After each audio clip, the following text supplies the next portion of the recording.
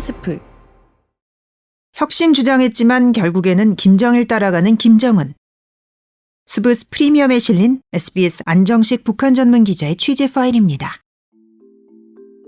북한이 4월 30일부터 5월 1일까지 전국 분주소정 회의를 개최했습니다. 분주소라는 건 남한의 경찰에 해당하는 북한 사회안전성의 최말단 조직으로 우리의 파출소에 해당합니다. 말하자면 전국의 파출소장들을 모아서 회의를 연 건데 북한이 전국 분주소장 회의를 개최한 건 김정은 집권 첫 해인 2012년 11월 이후 처음입니다. 북한 전역의 치안을 담당하는 최일선 조직의 책임자들을 모아 회의를 열었다는 건 주민 일탈을 더 확실히 단속하고 통제를 더 철저히 하라는 의도일 것입니다. 이런 회의를 12년 만에 다시 열었다는 것은 주민 통제가 다소 느슨해져 있었다는 방증이거나 북한 당국의 통제 의지가 과거에 비해 더 강력해졌다는 의미겠죠. 김정은 총비서는 회의 참가자들과 기념사진을 찍으면서 사회주의 조국을 침해하는 모든 요소들과 견결히 투쟁하는 예리한 칼날이 되어야 한다고 주문했습니다. 북한의 보수화는 최근 들어 다방면으로 이루어지고 있습니다. 반동 사상문화 배격법, 평양문화어 보호법, 청년교양보장법과 같은 이른바 3대 악법을 만들어 외부의 영상물이나 언어를 유포시키기만 해도 최대 사형에 처하는 극단의 통제를 도입했고 경제 부문에서 통제 또한 강화하고 있습니다.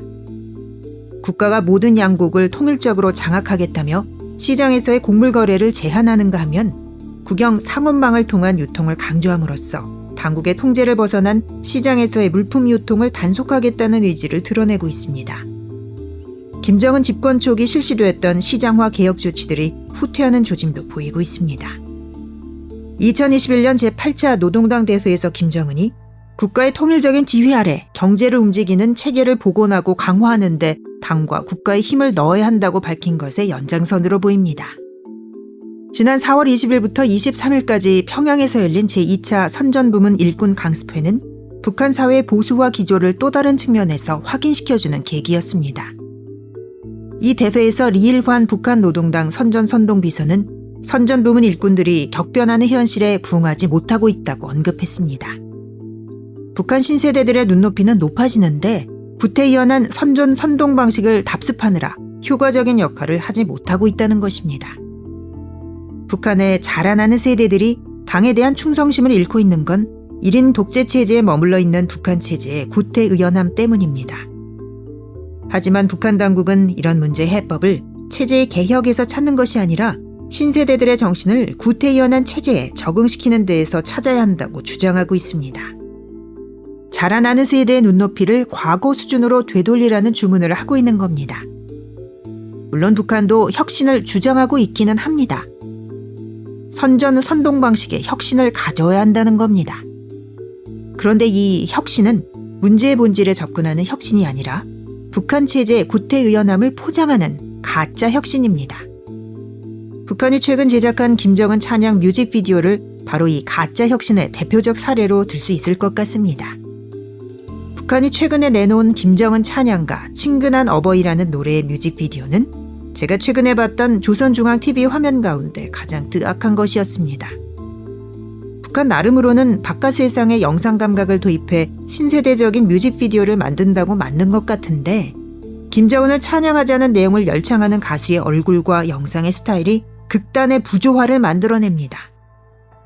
뮤직비디오를 보고 있으면 저 등장인물들은 대체 왜 저러고 있을까라는 생각이 듭니다.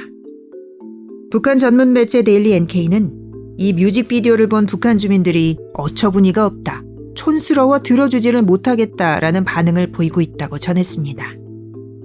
북한 당국 나름으로는 혁신적인 뮤직비디오를 만들었다고 하지만 내용 자체가 구태의연함 그 자체이다 보니 북한 주민들에게 전혀 다가가지 못하고 있는 겁니다. 김정은 집권 초만 해도 변화에 대한 기대가 높았습니다. 김정은은 어린 시절 스위스에서 유학한 경험이 있었고 무엇보다 20대 젊은 지도자였기 때문입니다.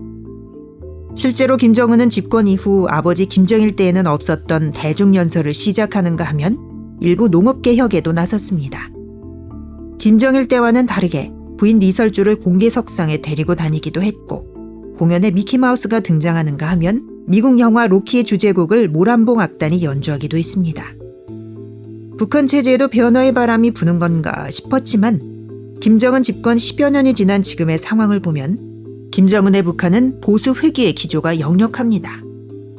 그 이유가 뭘까요? 핵무기 개발을 고집하다가 국제사회로부터 고립된 게 김정은의 변화를 막는 중요한 원인이었다는 점은 부인할 수 없습니다. 하지만 김정은이 변화를 선택하지 못한 건 그 이유 때문만은 아닙니다. 집권 이후 김정은이 가장 중점을 둔 건 자신의 절대 권력을 확립하는 일이었습니다. 무소불위의 권력을 확립하기 위해 어떤 무자비한 조치도 서슴지 않았고 고모부이자 후견인이던 장성택까지 처형했습니다. 반동 사상문화 배격법 같은 악법을 통해 외부 문화의 철저한 차단을 목표로 하고 있는 건 외부 정보를 차단해야 소위 백두혈통의 절대 권력을 유지하고 김정은 자신의 권력을 대대손손 이어갈 수 있기 때문입니다. 이렇게 절대 권력 확립을 정책의 최우선순위에 놓는 순간 북한의 변화는 불가능해지고 통제와 단속을 위주로 하는 보수 회귀의 길을 걸을 수밖에 없습니다. 집권 10년이 넘어가면서 김정은도 이제는 이러한 상황을 깨닫게 된 것 같습니다.